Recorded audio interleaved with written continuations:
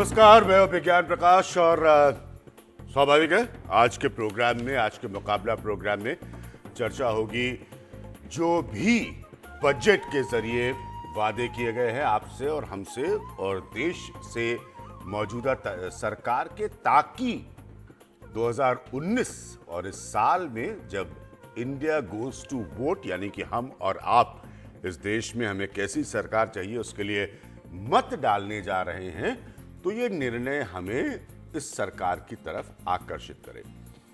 हिंदुस्तान का एक बड़ा अखबार है दैनिक भास्कर, कई बरसों जो है मैंने उसमें कॉलम लिखा है, तो आज उसको जब उठाया तो बड़ा दिलचस्प उसकी हेडलाइन थी 3 शब्दों की, नोट फॉर वोट। तो ये अखबार ने लिखा आज सुबह सुबह। खैर, कल भी हम चर्चा कर रहे थे, मैंने अपने पॉइंट्स जो कल रखे थे वो आज फिर वापस रख रहा हूं इस प्रोग्राम में। मेरा पहला पॉइंट है कि क्या ये पूरी तरह राजनीतिक बजट है। खैर, इसमें पॉइंट मुझे लग रहा है ज्यादा नहीं, लेकिन फिर भी एक सवाल बनता है, सभी मानते हैं पूरी तरह राजनीतिक बजट है। मेरा दूसरा पॉइंट है मोदी सरकार का खास ख्याल गरीब और मिडिल क्लास के एक हिस्से पर रहा है। कल बहुत बढ़िया चर्चा हुई, ये नई परिभाषा जो मुझे नजर आ रही है मिडिल क्लास की, आज वापस हम जरूर उस पर चर्चा करेंगे।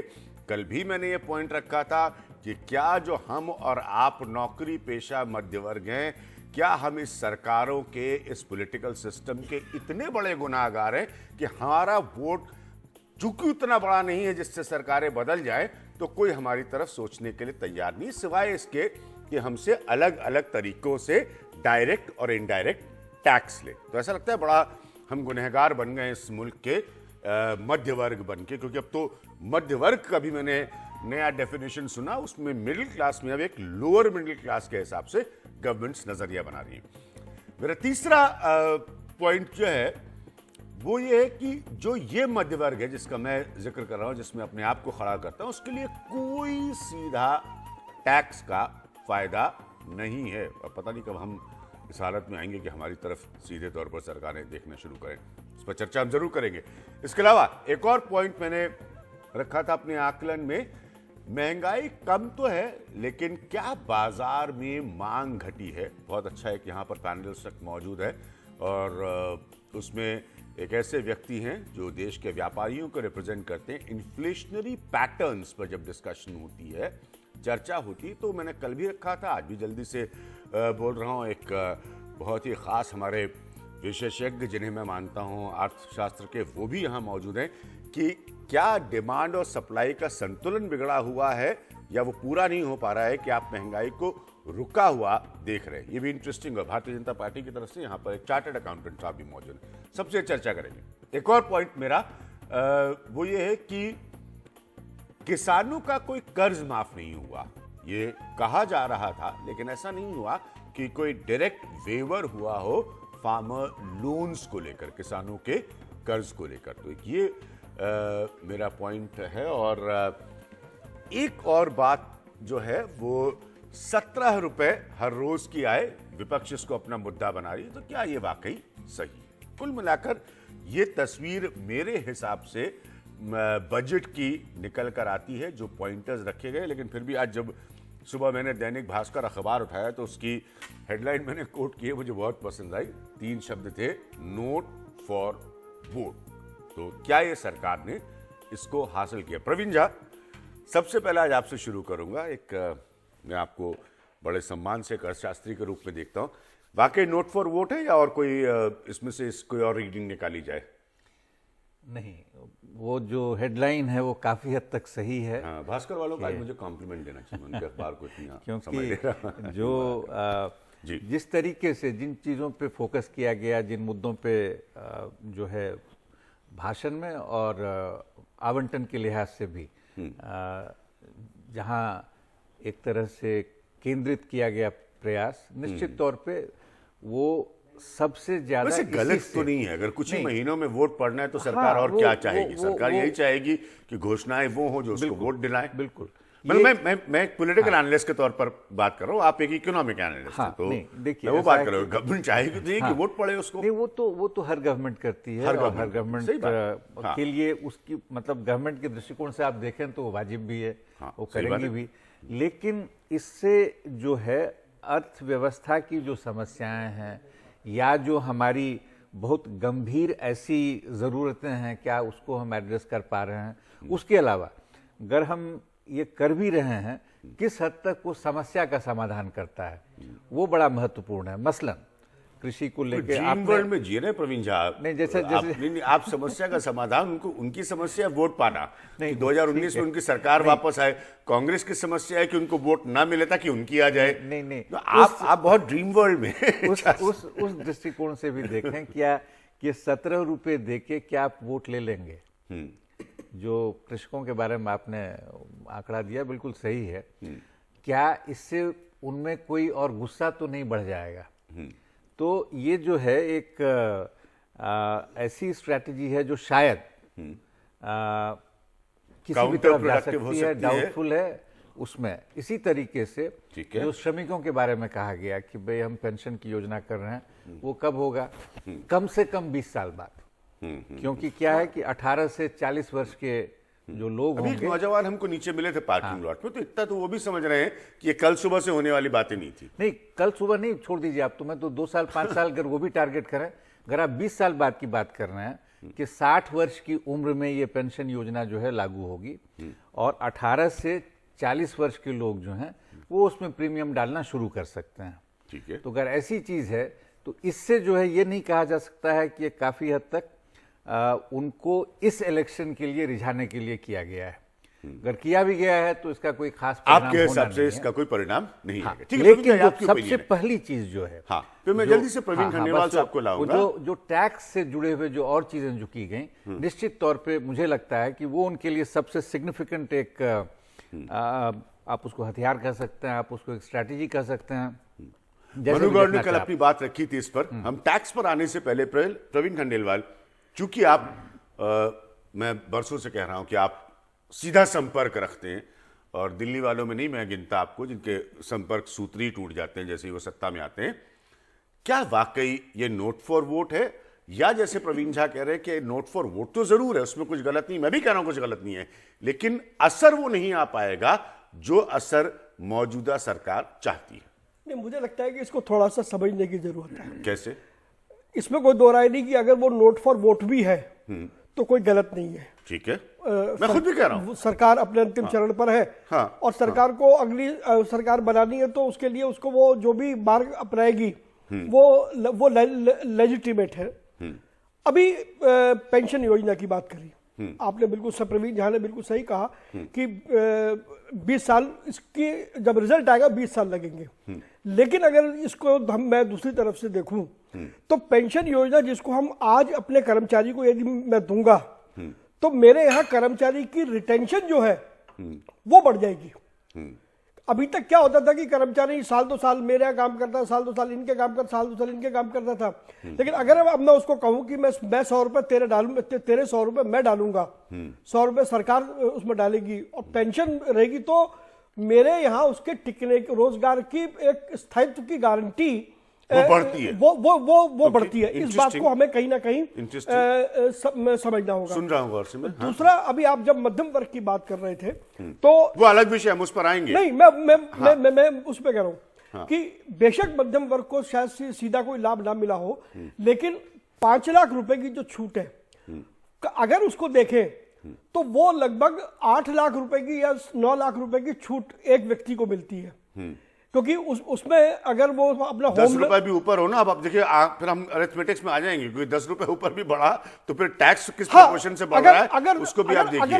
वो तो तभी है कि जब आप बिल्कुल इंश्योर कर ले कि 4 लाख जो भी 4,99,999 रुपए पे आप टिक जाए, उससे 1-2 रुपए अगर आप ऊपर गए तो आपकी पूरी स्टोरी का यू टर्न हो जाएगा। लेकिन अभिज्ञान जी, एक परिवार में औसतन यदि मैं 2 लोगों को मानता हूं जी कि अगर वो काम करते हैं तो एक परिवार को 10 लाख रुपए के इनकम पर छूट मिलती है मोटे तौर पर। नहीं तो वो अगर 5 लाख 1 रुपया हो गई तो वो 2.5 लाख रुपए से उसकी वो लगेगी। ठीक है, चलिए, ठीक है, आपने अपने पॉइंट रखे। मैं टैक्स के मसले पे अभी राजेश जी भी है, वो चार्टर्ड अकाउंटेंट है, भारतीय जनता पार्टी को रिप्रेजेंट करते हैं, मनोहर गौड़ है। हाँ, मुझे ऐसा लगता है कि इस बजट में सीधे ना देकर के घुमा करके चीजों को देने की चेष्टा की गई है। उससे कोई फायदा होता है घुमा के देने से? उससे फायदा इतना है कि मान लीजिए, क्योंकि ये बजट आने से पहले आप सब लोग जानते हैं कि तमाम एडिटोरियल्स में, बातों में, बहसों में डायरेक्ट कैश ट्रांसफर्स की संभावना को गिना जा रहा था और बहुत साफ साफ गिना जा रहा था। देखिए, यदि अब यहाँ पर काम खड़ा होता है, जहां पे जरूरत आती है, जहां पर सबसे वो है एग्जीक्यूशन का।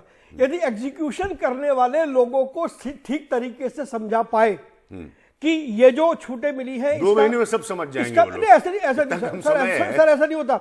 हमने इसी सरकार की नीतियां देखी हैं कि सरकार ने नीति अच्छी बनाई, लेकिन आज 4.5 साल में भी वो नीति ग्राउंड पर पहुंची ही नहीं है। जीएसटी महान उदाहरण। ऐसे अनेक विषय, मुद्रा योजना है, जिसका लाभ जिसको मिलना चाहिए उसको आज तक मिला ही नहीं है। कल हमने इस पर भी चर्चा की कि कैसे कंफ्यूजन हो रहा है देश के अंदर एम्प्लॉयमेंट जनरेशन और कहीं ना कहीं एम्प्लॉयर एग्जीक्यूटिव मशीनरी, ठीक है, चाहे वो भाजपा की अपनी एग्जीक्यूटिव मशीनरी हो या सरकार की एग्जीक्यूटिव मशीनरी हो।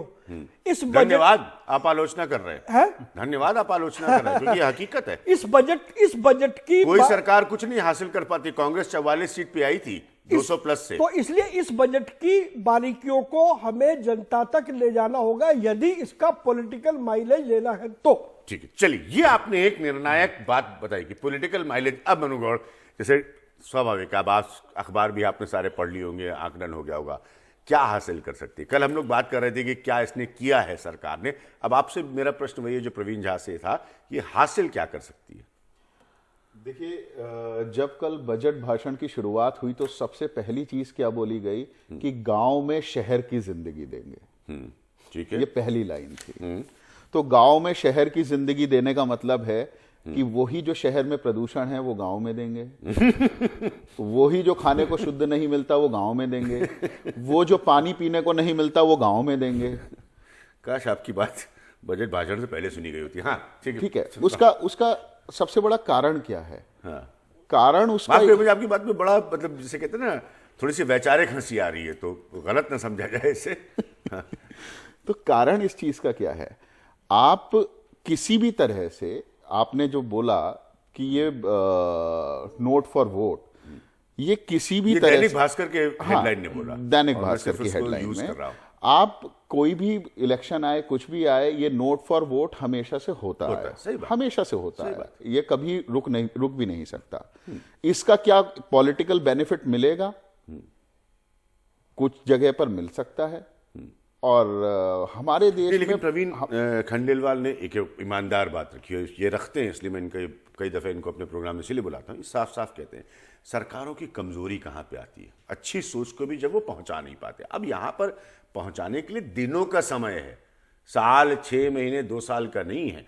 तो अगर इंटेंट भी वैसा है जैसा कि वो कह रहे हैं, तो इज देयर इनफ टाइम? नहीं है, बिल्कुल। मैं वही कह रहा हूं, जो 10 विजनरी पॉइंट्स बताए हैं, आप स्वच्छ आसमान देंगे, आप सबको पानी देंगे, आप सबको शौचालय देंगे, आप सबको घर देंगे, जो 2030 के विजन बताए हैं, आप ये देखिए, आज आप पेंशन प्लान की जो बात करी, 3,000 रुपए दे रहे हैं 60 साल की उम्र के बाद।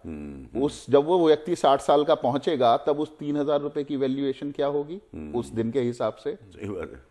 अगर आप 8% इन्फ्लेशन जोड़ लें तो आप जो है वो बात कर रहे हैं इस चीज की कि हम ये सारी सुविधाएं देंगे, वो सारी सुविधाएं 2030 तक हम 25 करोड़ और बढ़ चुके होंगे। तो क्या इस बजट को बनाने में आपने उन 25 करोड़ लोगों का भी ध्यान रखा है? ठीक है, शायद कोई नहीं करता। ठीक है, आपने कहा कि ये हमारी 5 ट्रिलियन इकोनॉमी की तरफ भारत बढ़ रहा है, अगले 8 साल में हम 10 ट्रिलियन इकोनॉमी हो जाएंगे। तो 5 साल में आप 5 ट्रिलियन इकोनॉमी बनेंगे, उसके बाद 3 साल और बाद आप 10 ट्रिलियन इकोनॉमी बन जाएंगे, तो आपकी जीडीपी क्या होगी उस समय? पॉइंट। ठीक है, अब मैं रहता हूं राजेश जी को पूरा समय।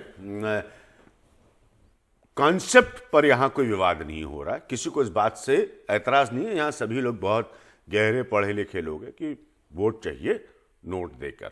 ठीक है, इस देखिए, मैं साफ कह रहा हूं, इस पर विवाद नहीं है। क्या आप ये हासिल कर पाएंगे और क्यों? देखिए, पहले तो मैं एक चीज़ के लिए ज़रूर कहूँगा कि भारत में कभी सोशल सिक्योरिटी की बात पहले बहुत नहीं सोची जाती थी कि एक आदमी जब रिटायर होने जाएगा या एक आदमी की हेल्थ की प्रॉब्लम होगी या एक आदमी को और जो प्रॉब्लम्स आएंगी, इनके ऊपर कभी पहले सोचा नहीं गया। अगर हम आयुष्मान भारत को ले तो वो एक हेल्थ के बारे में सोच डेवलप करी, आज उसमें शुरुआत हुई है। 50 करोड़ लोगों को कवर होना है, उसमें टाइम लगेगा, पर जो भी 5, 7, 10 लोग, 8 लाख लोग कवर हुए, अब वो 850 करोड़ रुपया अभी गवर्नमेंट ने उस पर खर्च किया है इस चीज़ पे। मैं आपको एक चीज़ और बताता हूँ कि ये सोशल सिक्योरिटी वहाँ से स्टार्ट हुई, जीवन ज्योति सुरक्षा, इस टाइप के कई इंश्योरेंस के बाद में। अब ये जो पेंशन है, इस पेंशन को हम अगर कभी ना कभी तो शुरू करेंगे। देखिए, अगर हम शुरू करेंगे तो लोगों को एक सिक्योरिटी रहेगी कि हमारा जो फ्यूचर है 60 साल के बाद में, वो कहीं कुछ सिक्योरिटी तो है। महीने के 3,000 रुपए मिलेंगे, एक वो सिक्योरिटी का डर हर किसी को खाता रहता है। तो वो एक सोशल 3,000 रुपए, 3,000 रुपए सर, देखिए कुछ से तो शुरू करना पड़ेगा। उसमें गवर्नमेंट उतना ही पैसा जमा कर रही है जितना आप कर रहे हो शुरुआत करने के लिए। फिर सॉरी, पता नहीं, मैं तो एक बात तब तक कर दूंगा। हाँ, जल्दी, जब हाँ, तक जल्दी के से। चर्चा में देखिए, ऐसा है कि old age pension unorganise sector के लिए, ऐसा नहीं कि हिंदुस्तान में नहीं है, वो तो बहुत पहले से है। Indira Gandhi old age pension की योजना जो है, वही मैंने कहा कि हाँ, तो वो उसकी राशि अगर आप सीधे ये कहते कि भाई अभी जो लोग एलिजिबल हैं, हम उन सभी लोगों को कम से कम 2,000 रुपए अभी से देना शुरू कर देते हैं। देखिए, इससे बेहतर कोई कदम नहीं हो सकता था। जो अनऑर्गेनाइज सेक्टर में जो सोशल सिक्योरिटी के लिए और एक बहुत भयावह समस्या है वहां पे, उसको हम बहुत समझिए कि सतही तौर पे एड्रेस करने की कोशिश करते रहे। और ये जो है एड्रेस करने की बजाय एक सब्ज बाग दिखाने वाली बात। ठीक है, चलिए राजेश जी को पूरा समझ लेंगे। मैं सुनना चाहता हूं भारतीय जनता दो पार्टी चीजें, के एक मैं arguments। टैक्सेशन के बारे में बोल रहा हूं। टैक्सेशन के बारे में हम लोग अभी एक चर्चा कर रहे थे कि 5 लाख का 5,01,000 रुपए होते ही हमें टैक्स लगता है। सर, अगर हम देखें सिर्फ 80C का डिडक्शन हमें पहला पॉइंट आपने रखा कि सरकार ने सोशल सिक्योरिटी के बारे में सोचा। पहला पॉइंट रखा। मैं कोई दूसरा काउंटर आर्ग्यूमेंट आपको नहीं दे रहा, मैं कह रहा हूं कि ये जो 80C है, 80C में 1.5 लाख रुपए तक अगर आप निवेश कर देते हैं तो आपको 1.5 लाख तक मिलता है। उसके बाद अगर आप नया घर खरीदते हैं तो कोई भी अपना मकान खरीदते हैं, उसके ऊपर जो इंटरेस्ट मिलता है होम लोन पे, वो 80EE में मिलता है। 80E में एजुकेशन लोन का आपको इंटरेस्ट, आपके सेविंग्स बैंक के इंटरेस्ट का। तो इस तरीके के कई टाइप की आपकी कमाई है जो आपको डिडक्शन में मिलती है। और आपको अगर हम 6.5 तक तो इमीडिएटली हो गया। अगर आपने एनपीएस में अगर इन्वेस्ट किया हुआ है तो 50,000 80CCD में और सीए की भाषा आप बोल रहे हैं सर। मैं सीए की भाषा में आम जनता के लिए इसलिए बता रहा हूं कि अगर आप सर इसलिए उनको बताना, सर इनको इसलिए बताना जरूरी है, आम जनता के लिए इसलिए बताना जरूरी है कि अगर आम जनता को सिर्फ इतना पता होता है कि जब आरबीआई और बाकी वित्तीय संस्थानों से रिव्यू होता है तो उनका रेट ऑफ इंटरेस्ट ऊपर चला जाता है। मेरे को एक चीज उनको एक ये सूचना देनी चाहिए कि भाई जो 5 लाख क्रॉस करता है वो ऐसी जगह पे जहां अलाउड है वहां पे वो डेफिनेटली इन्वेस्ट कर दे। अगर वो वहां इन्वेस्ट करता है तो 6.5 लाख तक, अगर वो 80C में इन्वेस्ट करता है तो 6.5 लाख तक उसके पास कोई भी टैक्स नहीं लगेगा। तो ऐसी इन्वेस्टमेंट वो कर दे, अगर जिस आदमी के लिए, ये एक जानकारी के लिए आपके माध्यम से देना चाहता हूं। हाँ। दूसरा, तीसरी चीज अगर मैं बेसिकली कहूं कि उसमें मिडिल क्लास नहीं आता है। जो अगर मैं इन्वेस्टमेंट सभी करते हैं, ये जो भी इन्वेस्टमेंट मैं बता रहा हूं अधिकतर सब करते हैं, तो अगर 6.5 लाख तक की जो कमाई करता है वो मिडिल क्लास का आदमी मानता हूं मैं। लोअर मिडिल क्लास में कह सकते हैं, पर वो लोअर मिडिल क्लास का आदमी है, उसको भी फायदा इससे मिला है एक आम नौकरी करने वाले को।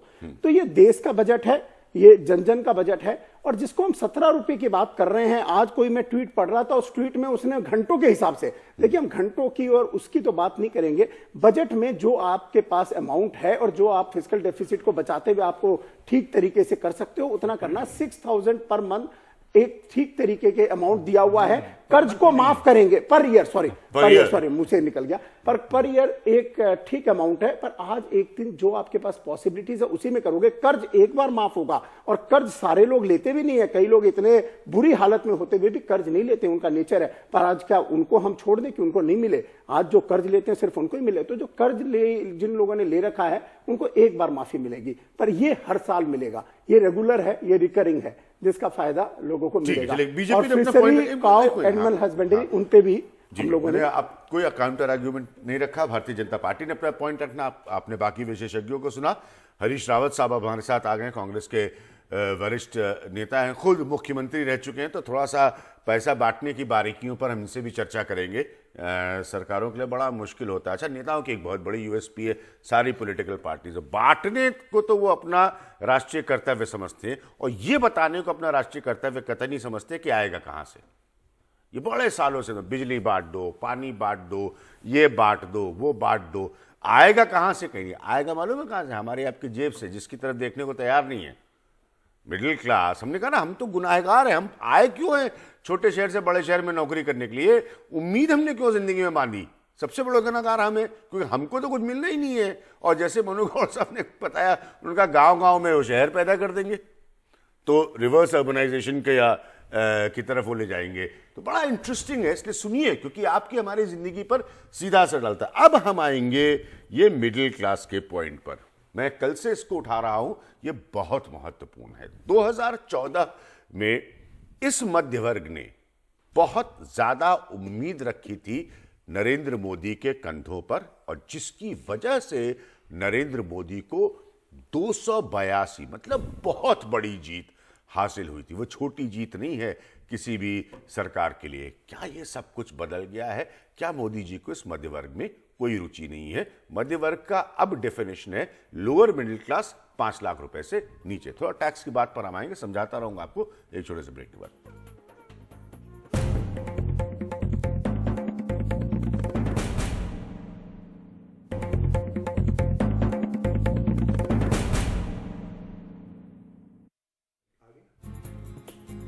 तो ब्रेक में जाने से पहले मैंने इससे कहा कि मध्य वर्ग, और चूंकि अभी राजेश जी आप जिक्र कर रहे थे कि ट्विटर पर आपने पढ़ा, कल भी हमने ये चर्चा की थी कि जिस मध्य वर्ग की तरफ कोई देखने को तैयार नहीं, ये ट्विटर पे बहुत एक्टिव है, तो ध्यान रखिएगा आप लोग जिसको कुछ नहीं मिला। कांग्रेस के सीनियर लीडर हरीश रावत साहब मौजूद हैं।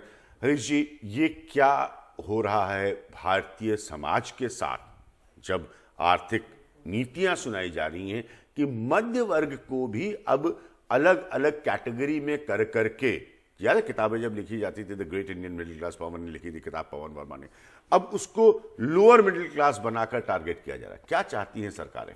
आपने एक और विरोधाभास नोट किया होगा जी, जिस समय सवर्ण गरीबों के लिए 10% आरक्षण का विधेयक लाया गुड पॉइंट, तब कहा गया कि 8 लाख, पता लगता है कि आप पुराने से 8 लाख तक के लोग इसके अंदर कवर होंगे। तो हमने मान लिया अंदाजन, हमने कहा भाई पॉवर्टी की जो अब थ्रेशोल्ड होगा वो 8 लाख होगा। आज आप जो है जो छूट दे रहे हैं वो 5 लाख तक की आय पर दे रहे हैं, जबकि 5 लाख तक की आय 7वें वेतन आयोग के लागू होने के बाद अब जो सैलरी क्लास है उसका एक बड़ा हिस्सा उससे ऊपर आ गया है, और बहुत ऊपर आ गया है। इवन स्टैंडर्ड डिडक्शन आदि के बाद भी जो स्कीमें अवेलेबल हैं पहले से, उनको अवेल करने के बाद भी उस वर्ग को राहत नहीं मिलने जा रही है।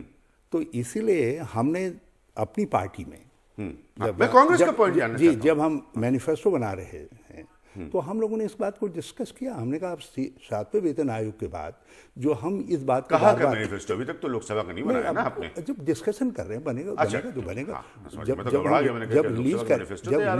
जब रिलीज करेंगे, लेकिन जो प्रोसेस है इसमें बनाने की, तो उस प्रोसेस के अंदर जो बातचीत चल रही है तो उसमें हम लोगों ने कहा कि हमको इस लिमिट को अब 8 लाख तक लाने की बात करनी चाहिए।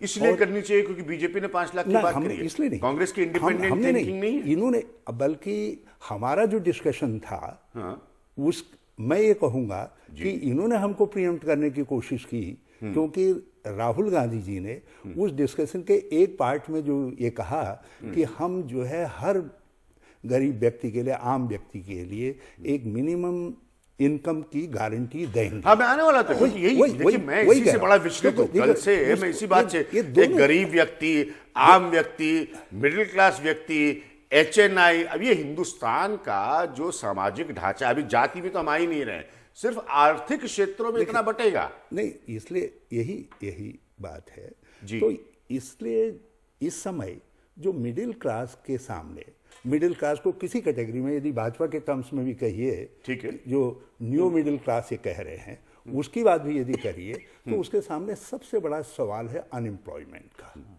उनके बच्चों के लिए जॉब सूख Point. गए। लेकिन मैं सारा समय आपको दे रहा हूं क्योंकि सरकारी आप कांग्रेस जॉब की- बिल्कुल सुनिए, सूख सुनिए, गए। सुनिए, लेकिन क्या हो रहा है आप लोगों की तरफ से भी कोई क्लैरिटी। मैं कल से इस बात को उठा रहा हूं, मनु गौड़ के संस्थान पर जाके मैंने इनके कार्यक्रमों में कहा है कि ऐसा लगता है कि आप सब लोग जो पॉलिटिकल क्लास है वो पेशे से काम करके सैलरीड क्लास, और बहुत बड़ा कंफ्यूजन क्रिएट किया जाता है यहां पर एम्प्लॉयमेंट जनरेशन के नाम पर, उससे दुश्मनी करके बैठा है। उसको लगता है कि सारा टैक्स ये दे, इनडायरेक्ट टैक्स ये दे, आप हमसे पैसा कलेक्ट करें, जो अभी तक बिल्कुल स्पष्ट नहीं है कि 3.5% है इस देश की जनसंख्या क्या, या 3.25%। उसके बाद आप दिल खोल के पैसा बांटे और आप सबको बांटे। ये और क्या है? मतलब किसी ने नीति- गुनाह किया है मिडिल क्लास बन के इस देश आप में? नीतियां ऐसी बनाएं जिससे जॉब सूख जाएं, सरकारी पद नहीं नहीं, आप कांग्रेस का घोषित रवैया कर बताइए दिया ना जाए। सर। इसलिए कांग्रेस क्या कर रही है? आप कांग्रेस क्या वही- रिलीफ वही- वही- देगी? मैं- आप भी गरीब की बात कर रहे हैं, कोई नहीं, दिक्कत नहीं, वही- गरीब के लिए तो वही- सब खड़े इस देश में। वही बात मैं अभिज्ञान जी कहना चाहता हूँ। जी। हमने प्रारंभ से ही 3 चीजों पर फोकस रखा।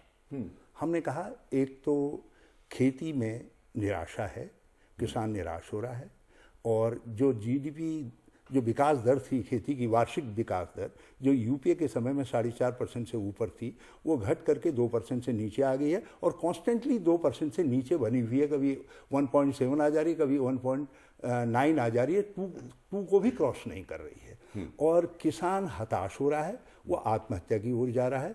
इसलिए हमने कहा हम कर्ज माफ़ी करेंगे, और साथ साथ हम एमएसपी को एक कानूनी गारंटी के कमोबेश कानूनी गारंटी के दायरे में लाएंगे, ताकि किसान ये जो फिर भी कुछ मेरे प्रोड्यूस मध्यवर्ग करे, के पॉइंट का जो जवाब नहीं एमएसपी दे रहा हम है। घोषित करें, वो एमएसपी उसको मिल सके। प्रवीण, आप बहुत देर से कुछ कहना चाह रहे हैं, मुझे लेना होगा ब्रेक, वापस आऊंगा बाकी के पैनल पर। रावत साहब, मैं सिर्फ एक बात कहना चाहता हूँ। हाँ बोलिए प्रवीण। आपने जो बात कही थी कि पॉलिटिकल बॉसेस दे रहे हैं, कहां से आएगा ये नहीं पता। हाँ, ये कभी नहीं और बताया फिर जाता। आपने मध्यम वर्ग को जोड़ दिया।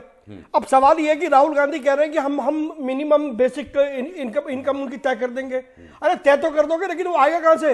हम बताते उसका हैं ना। हमको बताने दीजिए, हम बताते हैं ना। राव साहब एक मिनट, उसका सारा का सारा बोझा मध्यम वर्ग को उठाना पड़ेगा या व्यापारी को उठाना पड़ेगा, क्योंकि टैक्स तो अल्टीमेटली उनके पास से प्रवीण आना जी, है। बड़ी अच्छी बात है। तो ये यही तो आपने मैं मोदी कह रहा जी से क्यों नहीं हूँ कहा? कि ना बीजेपी ने उसका सोचा, ना ऐसा लग रहा है भविष्य में कांग्रेस उसका सोचने को तैयार है। अब ये तो इन्होंने विडंबना गारंटी तो तो कर दी। देखिए, सही पॉइंट है प्रवीण जी, लेकिन विडंबना तो देखिए कि वो जाए तो जाए अभी वो कहाँ। पैसे बेसिकली मिनिमम गारंटी का पैसा अगर आएगा कहां से? अगर आप वोट मांगने की स्ट्रैटेजी में गवर्नमेंट सिर्फ 70% की तरफ देखने को तैयार है, मुझे इससे कोई एतराज नहीं, मैं 100 बार दोहरा रहा हूं, 30% की तरफ नहीं देखने को तैयार है, तो वो कहा जाए उसका गुनाह तो कोई मुझे बताए इस देश में। अब मेरा वो- पॉइंट ये है। मैं ले रहा एक ब्रेक, इंटरेस्टिंग। इसका मैं प्रवीण झा, राजेश जी को वापस लाऊंगा। इसीलिए आप समझ रहे हैं मैं क्यों कल से इस मध्य वर्ग के पॉइंट को रख रहा हूं, क्योंकि जैसे मैंने कहा, आपको बताया, गाने आपके लिए बनेंगे, फिल्में आपके लिए बनेंगी, साबुन तेल आपके लिए बनेगा, कंज्यूमरिज्म आपके लिए बनेगा, कपड़ा आपके लिए बनेगा, मॉल आपके लिए खुलेंगे,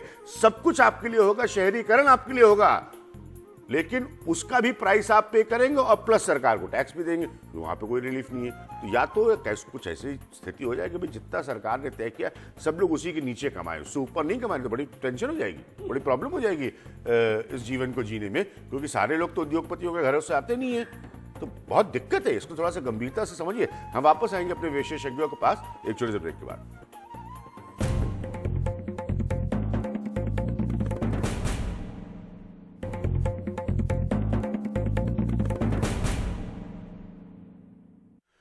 तो मध्यवर्ग और मिडिल क्लास की बहस, मनु गौड़, प्रवीण झा आपके पास वापस आते हुए, जैसे मैं पिछला हिस्सा मैंने कांग्रेस को दिया, सुनना चाह रहा था, हालांकि इनकी कोई बात मेरी ऐसी कन्विंसिंग नहीं लगी कि ये और विकल्प में क्या समझाना चाह रहे हैं। क्या आपको लगता है कि इस तरह के बजट्स जो होते हैं, ये सिर्फ इस लालसा में कि वोट आ जाए, कोई तरीके से वोट आ जाए, जो पहले इतनी बड़ी सफलता मिली है उससे स्थिति ना खिसक जाए, ये कंफ्यूज्ड इकोनॉमिक्स की तरफ बढ़ जाते हैं? मैं 2 बात कहूंगा प्लीज। मैं अभी हरीश रावत जी को सुन रहा था, उन्होंने बात करी मध्यम वर्ग की और किसानों की। किसानों का सबसे पहली बार कर्जा माफ हुआ 1990 में, फिर हुआ 2008 में। पहला 10,000 करोड़ का हुआ, और 2008 में वर्ल्ड वाइड एक मंदी का दौर था, तो जीडीपी लोएस्ट रही है 3.9 उस समय। 2008 में उसमें कर्ज माफी का भी एक बड़ा इंपैक्ट था। खैर, उसके बाद 2014 से स्टेट गवर्नमेंट्स ने कर्ज माफी करनी शुरू कर दी चुनाव जीतने के लिए। अभी भी क्या हो रहा है, वही हो रहा है। पैसा आ कहां से रहा है? वो पैसा आ रहा है मिडिल क्लास से, मध्यम वर्ग से, जिसके लिए उन्होंने कहा हमने मध्यम वर्ग को का दायरा बढ़ाया है। वो दायरा कैसे बढ़ा है? आप अगर आज से 8-10 साल पहले चले जाएं तो जो total revenue collection government of India का होता था, उसमें इनडायरेक्ट टैक्सेस का और डायरेक्ट टैक्सेस में जो अंतर होता था वो लगभग 1/3 और 2/3 का होता था। डायरेक्ट टैक्सेस 1/3 के आसपास होते थे, 1/4 से 1/3 के बीच में, और बाकी इनडायरेक्ट टैक्सेस होते थे। आज हम बराबर पे आ गए, 50-50%। तो मध्यम वर्ग का आपने दायरा भी बढ़ाया और उसका शोषण भी पूरा किया।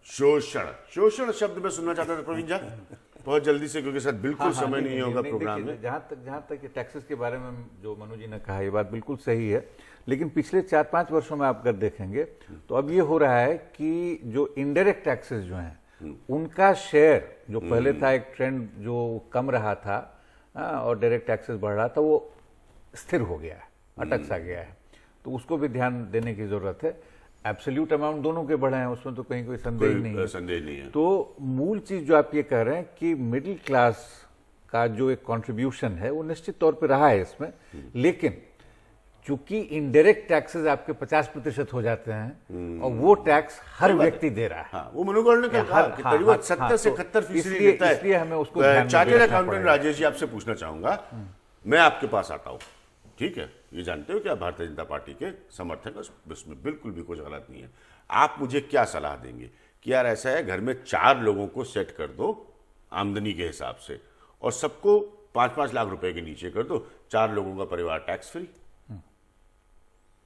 देखिए, मैं ये चीज नहीं कहूंगा, तो जिस आदमी की इनकम होगी, प्रैक्टिकल प्रश्न पूछ रहा हूं। देखिए, अगर कोई सैलरी वाला बंदा है तो उसको तो जो सैलरी है उसकी फॉर्म 16 में आएगा, उसी को जो सैलरी है उसी के अकाउंट में आएगा, तो वो उसी आदमी के। और मैं सुझाव की बात कर रहा हूं कि आप मुझे क्या सुझाव देंगे कि आप 4 परिवार के सदस्यों को अर्निंग मेंबर्स दिखाकर 5 रुपए पे कैप कर दीजिए, 5.5 लाख रुपए पे उसके नीचे कर दीजिए, पूरा परिवार टैक्स फ्री हो गया। नहीं, मेरे ख्याल से देखिए, देश के अंदर में जनता पहले टैक्स जिस तरीके से बढ़ोतरी हर बार 19-20% की जो बढ़ोतरी हुई है, डायरेक्ट टैक्स इनडायरेक्ट टैक्स दोनों में एक बढ़ोतरी हुई है, तो लोगों को इस गवर्नमेंट पे भरोसा है, इस पे लोग टैक्स देना चाहते हैं। टैक्स पेयर्स की बहुत ज्यादा बढ़ी है, रिटर्न्स बहुत ज्यादा बढ़ी है। तो ये जो उछाल आया वो आया इसलिए कि लोगों को भरोसा है कि यहां जो हम पैसे दे रहे हैं वो करप्शन में नहीं जाएगा, सही खर्च होगा और सही जगह। और इसीलिए पिछले 4-5 साल में कोई करप्शन का दाग नहीं लगा और लोगों को पता है। इस पे बताइए, करप्शन का दाग नहीं लगा। ये अनएक्सेप्टेबल होगा इस कार्यक्रम में, हम कुछ और चर्चा करेंगे।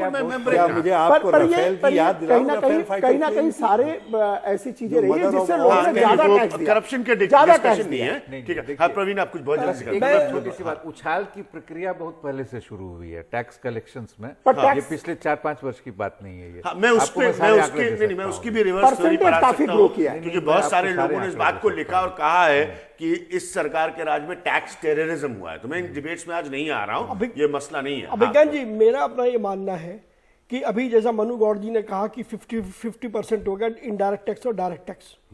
आदर्श स्थिति वो होगी जब इनडायरेक्ट टैक्स 80% हो और डायरेक्ट टैक्स 20% रह जाए, क्योंकि आप हर तरीके से मध्यम वर्ग को आप मतलब उससे उसी से आप इनडायरेक्ट टैक्स ले रहे हैं, उसी से आप डायरेक्ट टैक्स ले रहे हैं। प्रवीण जी, आप सही कह रहे हैं, लेकिन ये सरकार तो नहीं सुनी। लेकिन मुझे लगता है लेकिन इसमें एक उम्मीद की किरण दिखाई देती है। क्या उम्मीद की किरण मुझे ये दिखाई देती है कि जीएसटी आने के बाद में जब इतने तरीके के टैक्सेस उसमें सब्जूम हो गए हैं, तो जीएसटी आने के बाद में जिस तरीके से टैक्स बेस उधर बढ़ रहा है, तो सरकार को ये चाहिए कि डायरेक्ट टैक्स का बोझ इधर फिर कम भी करती जाए। इधर फिर कम भी, सर इनडायरेक्ट बढ़ चुका है, सर इनडायरेक्ट डायरेक्ट से ऊपर है अभी। ठीक है, एक मिनट, बिल्कुल भी वक्त नहीं है मेरे पास इस प्रोग्राम में। आखिरी हिस्से में हरीश रावत जी से शुरू करूंगा। सीधी ओपिनियन कि सरकार ने अपनी बात रखी है उस उम्मीद के साथ, जो मैंने भास्कर की हेडलाइन से कार्यक्रम शुरू किया था, नोट फॉर वोट। लेकिन इस समय में इतनी जल्दी हो पाएगा नोट फॉर वोट? ये आखिरी एक फाइनल कमेंट में लेता हूं इस खास पैनल से इस ब्रेक के बाद।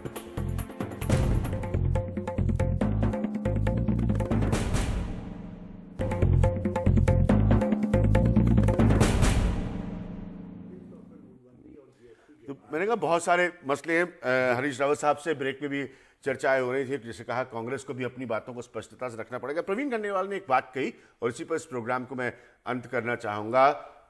एजेंडा अपना बताया है सरकार ने, लेकिन क्या वो लोगों तक पहुंच पाएगा ताकि वोट में ये नोट का प्रपोजल तब्दील हो जाए? मनोगौर, देखिए, मुझे नहीं लगता। हो सकता है कि कुछ वर्गों का तो पहुंच जाए, लेकिन मध्यम वर्ग जिसके पैसे से ये बड़ी बड़ी घोषणाएं होती हैं, किसानों की बात हुई, क्या किसानों को ये 6,000 रुपए देने से या कांग्रेस गवर्नमेंट के द्वारा कर्ज माफी करने से क्या ये गारंटी से बोल सकते हैं पॉलिटिशियंस हमारे देश के कि किसानों को अब कोई प्रॉब्लम नहीं होगी, इसके बाद हमें कोई पैसा नहीं देना पड़ेगा? बहुत कम वक्त है। एक तो ये कि बैलेंस इकोनॉमिक इंटेंट और पॉलिटिकल इंटेंट में क्या है उसको छोड़ दीजिए, गलत सही, लेकिन जो पॉलिटिकल इंटेंट है वो मुझे लगता है कि काफी कम हद तक उसको ये एड्रेस कर पाएंगे, क्योंकि जो इनकी बिग टिकट घोषणाएं जो हैं उसमें से कम 2 जो हैं, 3 में से 2, उसका कोई असर नहीं होगा।